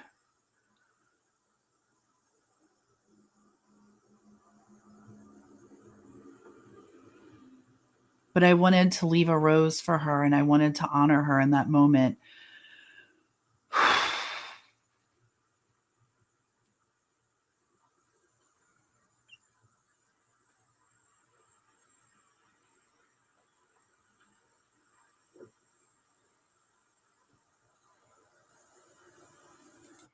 And that just leads out to heavenly waters. And then I think it's just me going back to the trail. Yeah.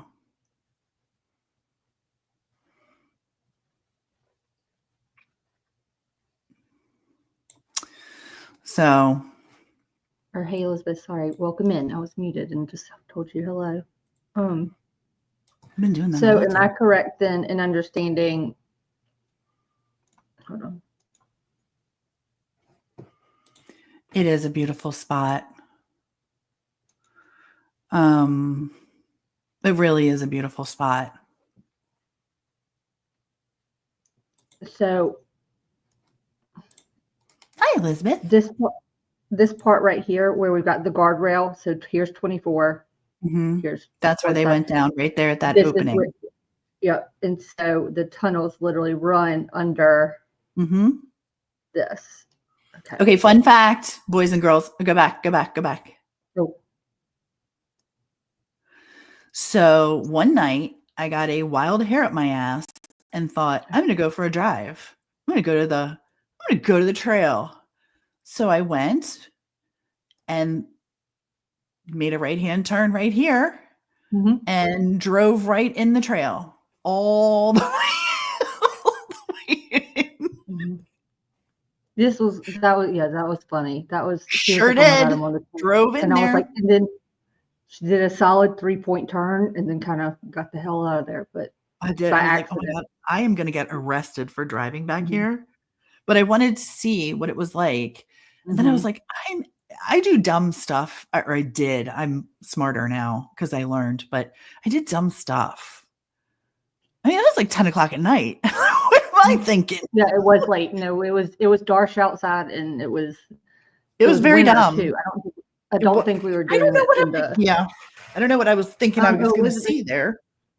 Elizabeth says she's walked this trail many times.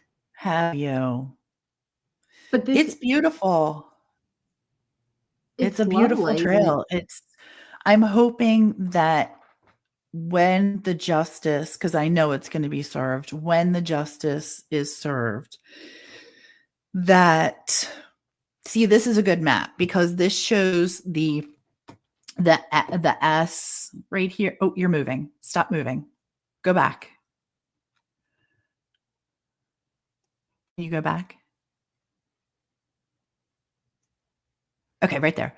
So, okay. So this shows the S right here where it goes straight up at the top there where the Mon Pod heritage is written right there. If you go straight past that corner, that's where the overlook is. Nope. Okay. I don't know go why I just straight did that. Down. Take your little hand and keep going. Nope. Follow that straight. Nope. Down, down, down, down. Keep where you're going up. Why are you going? Oh my God. See where that is? Now go down, straight. Straight. Like keep jump. No. Oh my God. Never mind. It's not important. I'm going. Look, we're in the bend. I'm in the bend of the F. Straight. Keep going. Keep going. Right there's the overlook. I'm trying to show you. Right there. Am I on it? I don't know. You disappeared. It's fine. Well, my hand won't. There it is. See me? No. There it is. So that's where the overlook is. And when you come around, take your hand and come around. Really? You should probably keep going. Isn't there an option for you to annotate this? I really wish there was. It's driving me. Okay, good. Keep coming. Whip around that corner. Keep coming. Right there is where the Liriodendron, that's the parking lot, actually up to the right in the right-hand corner of the Liriodendron. Right under the typewriter. Yep, that's the parking lot. Okay, sorry. I was coming around. So I'm in this little bend of the S. Right. That's where the footpath is, or the footbridge is. Coming around. Keep coming. Right there is where the watch was found it would be on the right-hand side of looking at this map, and Rachel would be found on the left-hand side. Okay. I just wanted to make sure that for people that we've looked at this so much, months ago, and I had it mapped out in my head, but I always I kind of sometimes have to use the 24 as my guide when I have to envision it again, because I know, okay, that's edge top that we're seeing, that cement edge straight line amidst all the foliage and wood, the wooded area. So I always have to and then I have to back it up because I'm so used to looking at it as if we were coming. Sorry, I'm not trying to make y'all dizzy. I know there's a slight delay, so I'm trying to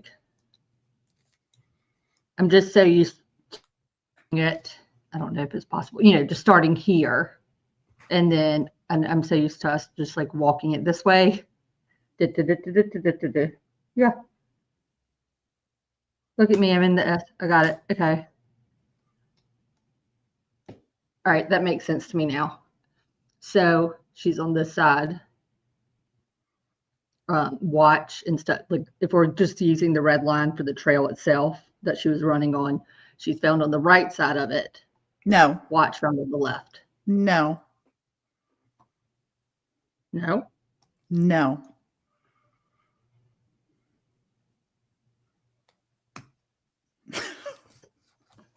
I'm going. I got okay. No, you have it the opposite way. We're looking at it from a different direction. So if you turn the map around, then she would be found on the right. And the watch would be found on the left. You're looking at it from a different view. So back to my favorite dude, Mr. Detective. I'm gonna pop off and let you finish. No, stay up.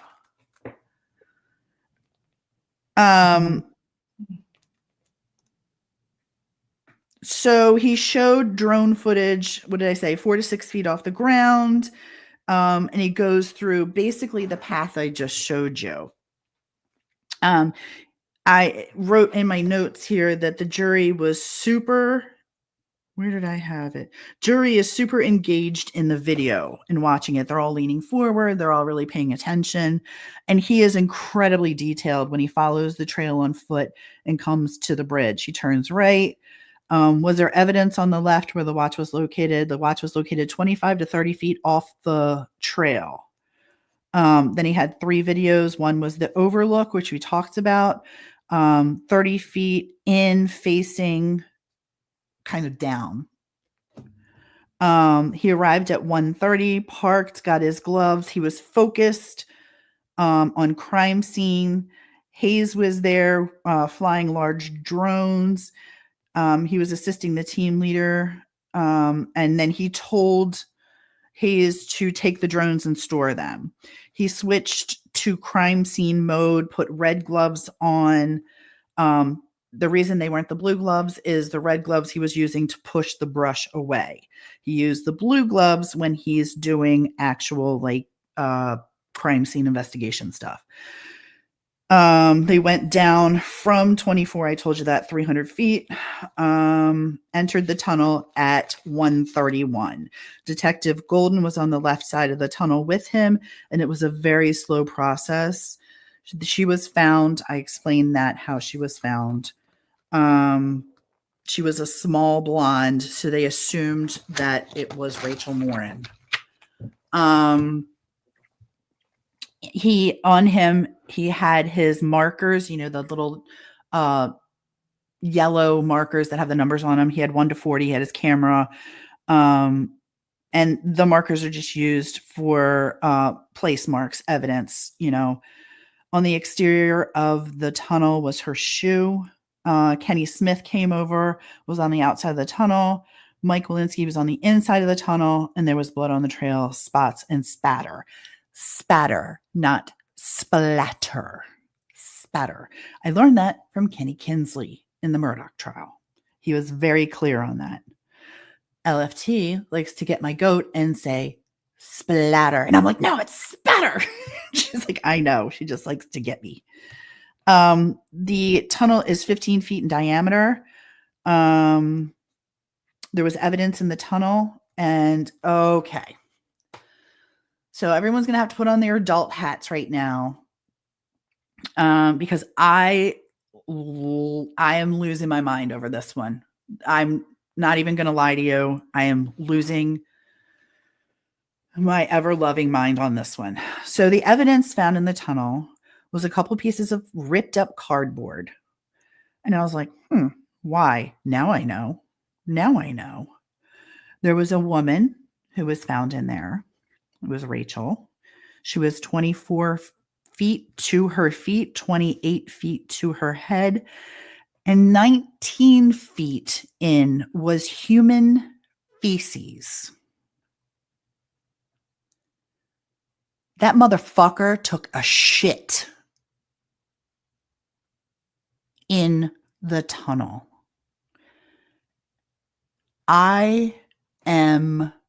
He's a monster. That is disgusting. That bothers me more than anything. The level of depravity that you have, that you would do such a, all the other things done to this woman. And 19 feet in, you couldn't hold your bowels? Piece of shit. Her AirPod was found about 75 feet away. And the phone was 225 feet away. I was taking note at this time, looking at Victor Antonio Martinez Hernandez. And as I'm watching him, they're looking at, the defense team is looking at the pictures that the state is entering into evidence. So he's looking at the pictures with his attorneys, and he shows no emotion. None. The pictures were of blood, leaves, and I put poo. Human poo. Ugh. And then Victor's number 2 in my notes. Victor's number 2. Yeah, that's a good one. Her AirPod was 52 feet in the tunnel in water, and it was in about 18 to 24 inches inside. Phone was cracked. Then they went through and asked, did he follow the chain of custody? Of course he did, because he's superhuman, and that's what he does every day. They have a secure lab, detailed papers, followed chain of custody with a report and envelope, alternate light sources, and locks. And they took pictures. This is where a lot of this now, and I won't even get into this because we don't need to help anybody else out here, but this was the portion of the state's attorney just pulling all the evidence that Detective Walensky pulled, and she is entering it into evidence. So she's confirming this is that, going through. So that's what all this was. Her clothing, forensic unit, macro lens used for pictures, evidence bags, envelopes, DNA swabs, and all of that, was logged, entered in, swabs were taken, and all that. I don't need to go through all of those things. You can look that up. They talked about her position and injuries. They took pictures zoomed in and far out. They used certain things to identify her. And then they looked at her wounds, and she had a broken nail and a broken finger. She had a lot of defensive wounds. Let me state this. Rachel fought for her life, and it showed. And she kicked his ass. Let me just say that. She kicked his ass. She had a lot of injuries to her head, her elbows, her wrists, her knees. She had injuries under her back from being dragged. And then, the medical examiner reported to the scene. It's a field examiner Tommy Meehan was the one who responded to the scene. They had only taken photos before, collected DNA, whatever. Photos of RM in the tunnel and scene, body placed in and on body bag and taken out. Then they do a 360-degree view of her where they take her and they really, I said, observe and investigate the wounds, her bruising, and they're doing their reports on that before they put her in and take her to the ME. And that is because, once I explained before, when you put someone in a plastic body bag, you're going to desecrate the DNA and any potential evidence. So they did all that prior to. He said he kept switching out his blue gloves, and they just basically, took pictures of her. Lividity and rigor mortis was setting in. She was a mess. And yet, what did I say to you? Through all of the wounds and injury, what did I say to you when I was walking to the car? A lot of things. Thanks for narrowing that down. She still had an element. There was like as badly she was, beaten out of her and whatnot. But you said there was still something like peaceful, like just her beauty. She wasn't like she was you knew it's her. You did. You said about it. There was something about like the beauty or her like. There was still an element of beauty to her. He didn't remove Rachel. He tried, but he didn't remove Rachel. And through the horrible things that he did, you could still see an element of beauty in her, in that her. And I don't mean that. I truly mean this with the utmost respect to Rachel. And I know it sounds really stupid and probably ridiculous.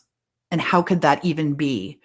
But there was still that mythical, angelic beauty. And that was still there. He didn't take that. And when I say he, I mean Victor. He took DNA swabs outside the tunnel and inside the tunnel, package sealed, sent to storage. So Harford County Sheriff's Office does not do DNA testing. They send it to the Maryland State Police for analysis. So that's what they did. They sealed everything up and sent it right over to the Maryland State Police for analysis.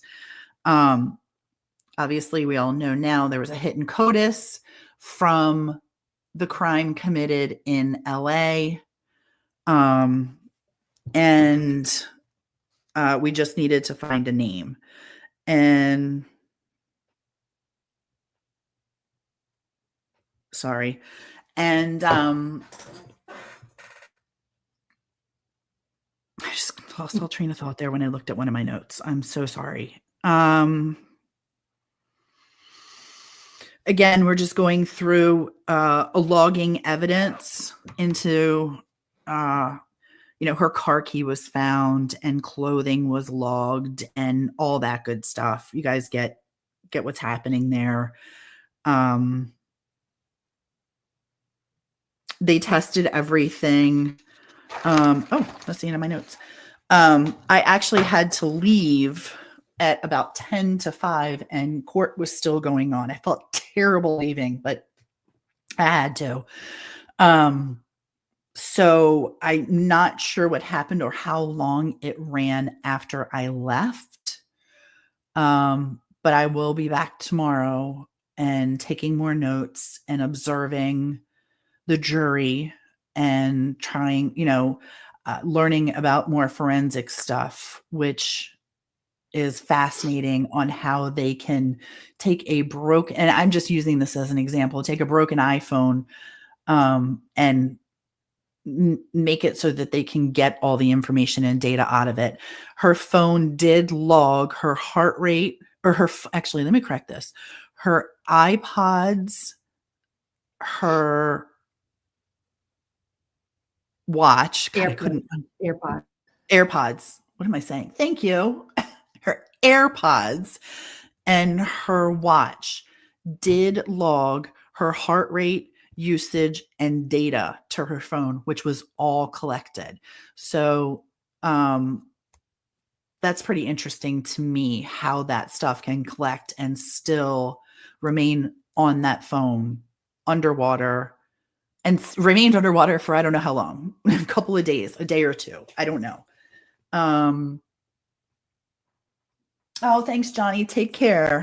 Thanks for coming in. So I'm not sure. I think more of crime scene is going to be there tomorrow.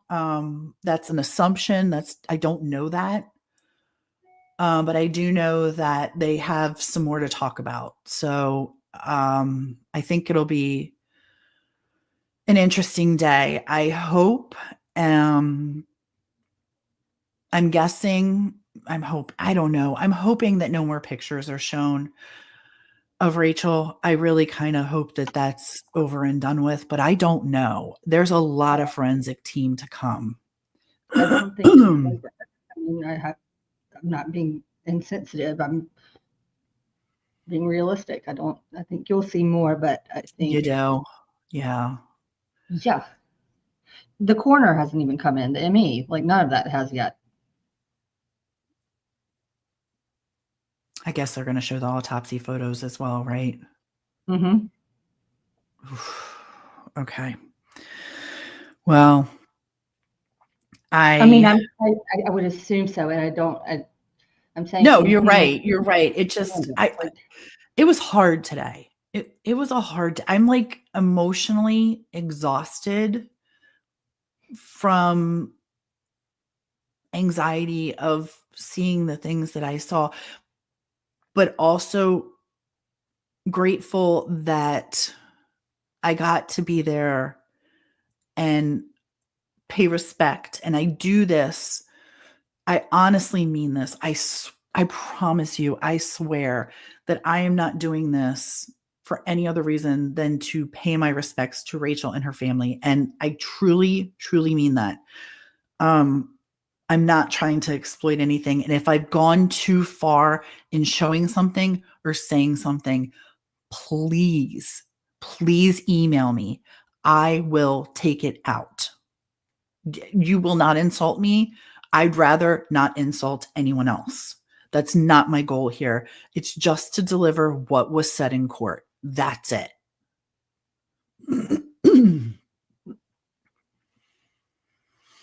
Yeah. I think we need to talk about a lot of the details because, like I said, you are reporting on it.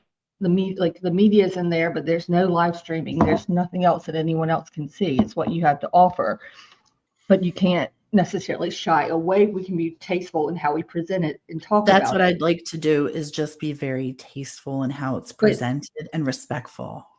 Yes, but that we can't like cut ourselves off, like cut our nose off to spite our face kind of deal. Like you can't, we have to just don't shelter things if there are details that are shared in court that still need to be shared and that help people understand. And people need to know, like, well, I shared the poo portion and that really pisses me off. I cannot tell you how disturbed I am by that. Who the hell does that? What kind of animal shits in the woods? Oh, wait, Bear. I know. Victor.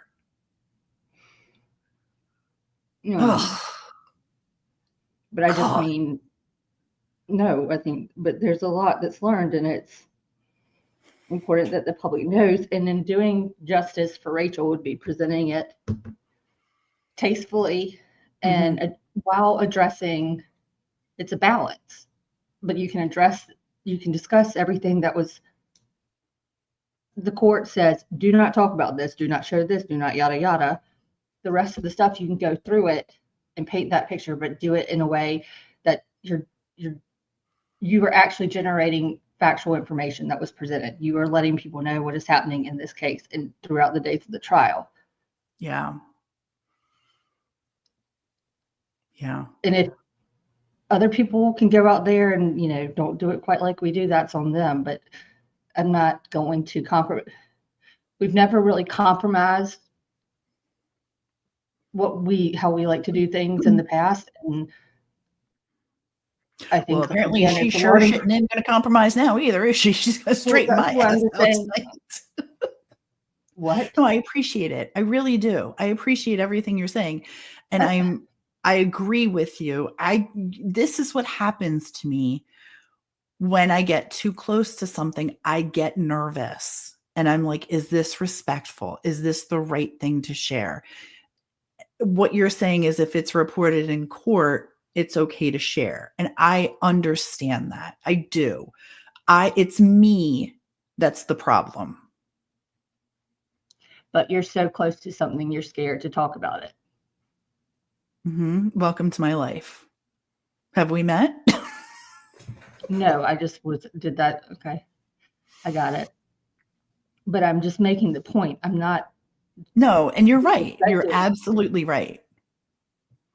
But we have to learn, like we've said it from the get-go. This is the first time in an odd way. It's a privilege too to be able to stick with be at the beginning of a case and be able to follow it all the way through to this point. We've never had this kind of opportunity.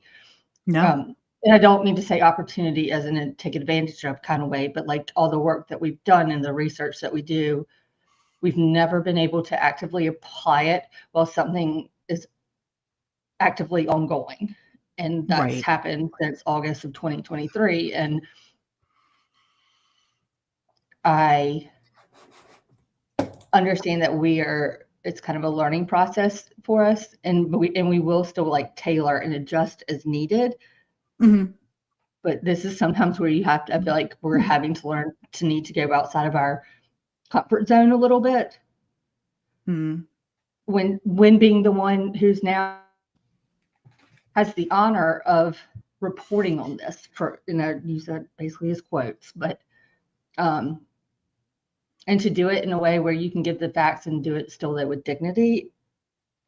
I think that's what's, I don't want to zoom in on her, wounds or anything like that. But like when it comes, I know the tunnel is really hard, especially for today. I don't think that anything like that's ever going to be easy to go through, but like understanding like, okay, all her feet were this way. I'm not trying to be grading about anything. Oh, I know you're not. No, I know. I just, like I said, I get nervous.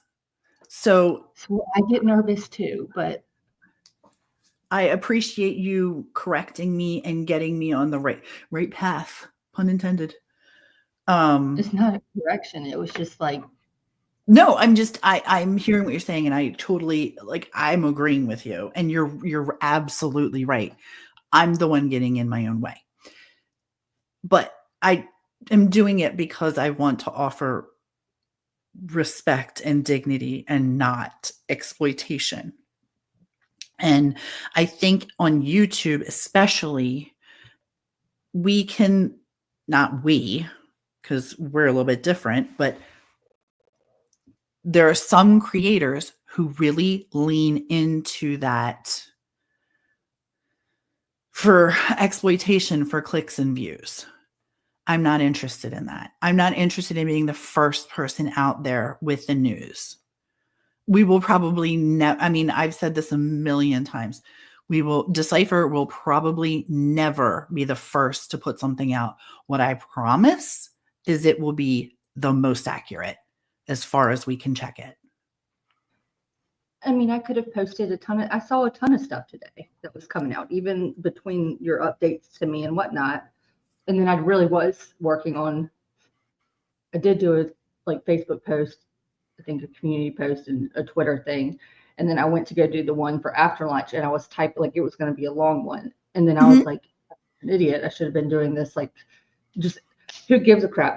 Excuse my French, just throughout every couple hours in the morning, be like one new piece of information, just like you know, like a 2-line tweet to be able to put it out there that's pertinent, just so that it keeps everyone aware of like, okay, here's something else that was just said, or we just found out this. I need to be doing that, but